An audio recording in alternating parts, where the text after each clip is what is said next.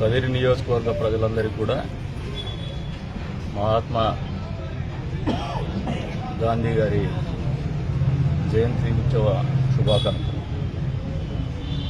స్వాతంత్రం వచ్చి 75 సంవత్సరాలు దాటిన తర్వాత కూడా ఈ రోజుకి ఆయన అనుసరించినటువంటి బాట ఏదైతే ఉందో స్వాతంత్ర పోరాటం కానీ ఆయన జీవన విధానం కానీ ఇప్పటికి కూడా ఆదర్శప్రాయంగా నిలుస్తూనే వస్తాం. ప్రపంచంలో ఎక్కడ యుద్ధం జరిగినా మళ్ళీ గాంధేయవాదమే చివరికి కొనసాగేటువంటి పరిస్థితి. ఎందుకంటే అహింస అనేది, సత్యాగ్రహం అనేది ఇవన్నీ ఇప్పటికి కూడా ఆదర్శంగా నిలబడాల్సినటువంటి పరిస్థితులు ఉన్నాయి. సత్యాగ్రహి పాటించవలసిన నియమాలని చెప్పేసి అప్పట్లో పుస్తకాలు జరుగుతుంది. చిన్నపిల్లలుగా స్కూలింగ్ పోయినప్పుడు మనం నేర్చుకున్నాం. ఇప్పటికి కూడా ప్రతి ఒక్కరి జీవన విధానంలో కూడా ఆధునిక పోకళ్ళు ఎన్నొచ్చినా కూడా చివరికి సమాజంలో గౌరవించబడేది ఎవరంటే సత్యాగ్రహి.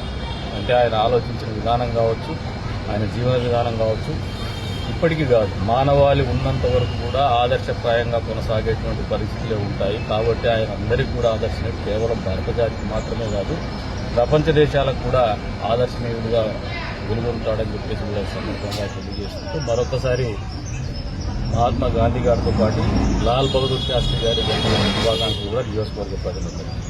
ఈ రోజున మనం అందరూ రాజకీయాల్లో ఉన్నటువంటి మనం కావచ్చు, వ్యాపారంలో ఉన్నటువంటి వీళ్ళు కావచ్చు, అందరూ కూడా ఆలోచన చేయాల్సింది ఒకటే, ఎప్పటికప్పుడు ఇటువంటి దినాలను ఆచరించడమే కాదు, ఆలోచన చేసి మనం ఎక్కడైనా డీవియేట్ అవుతున్నామా, మనం ఎక్కడైనా వారు చూపినటువంటి మార్గాన్ని కాకుండా భిన్నమైనటువంటి పరిస్థితులకు పోయేటువంటి పరిస్థితులు వస్తున్నట్టు కూడా ఎప్పటికప్పుడు సరిచేసుకొని వాళ్ళని ఆదర్శంగా తీసుకుని ముందుకు పోవాల్సినటువంటి అవసరం ఎంతైనా ఉందని చెప్పేసి ఈ సందర్భంగా తెలియజేసుకుంటూ అప్పుడే వారికి ఘనమైనటువంటి నివాళులు అర్పించినటువంటి వాళ్ళు అవుతాం.